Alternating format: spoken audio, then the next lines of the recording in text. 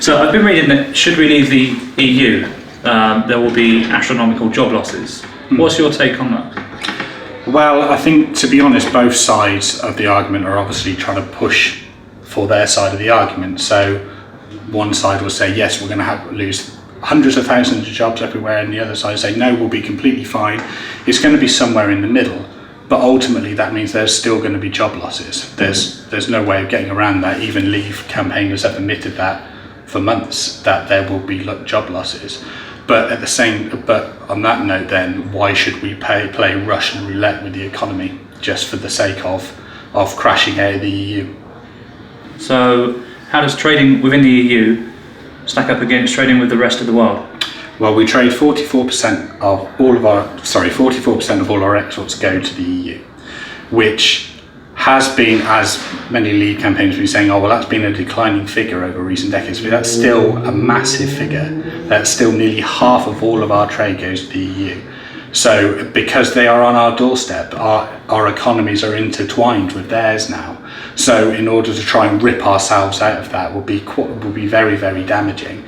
And yes, we are trading with other nations all across the world at the moment, but there's this falsehood that's been going around as if it's, oh, well, we can either trade with the rest of the world or we can trade with Europe, and we can trade with both. I mean, Germany trades 3 times as much with China as we do, and they are very much at the heart of the European Union. So it's up to us to go out there and make those trade deals with other nations. It's not that the EU is holding us back.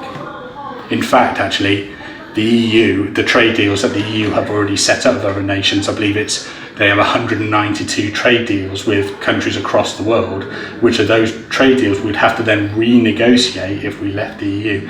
And during all of that time, because that's not going to happen overnight, those years and years and years that will take means that the British economy is suffering. How is TTIP going to affect the average Swindonian? Well, TTIP is going to be a bilateral agreement between American companies and European companies in order to operate in each other's territories and basically remove those tariffs. Now, there's been a lot of worries about the NHS with this, in terms of they think, oh, well, a medical corporation come in and start undermining the NHS and picking it apart and buying bits and pieces of it. But there's been specific European legislations being put through in order to protect industries such as national health services.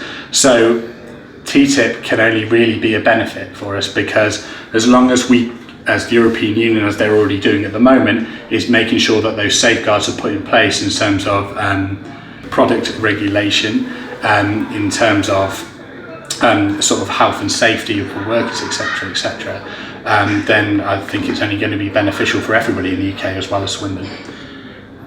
On TTIP, if it's beneficial for everybody in the UK as well as Swindon, why is it such a big secret? Why has it been cloak and dagger for so many years? To be honest, I'm going to honestly put my hand up here and say I don't know why it's been cloak and dagger.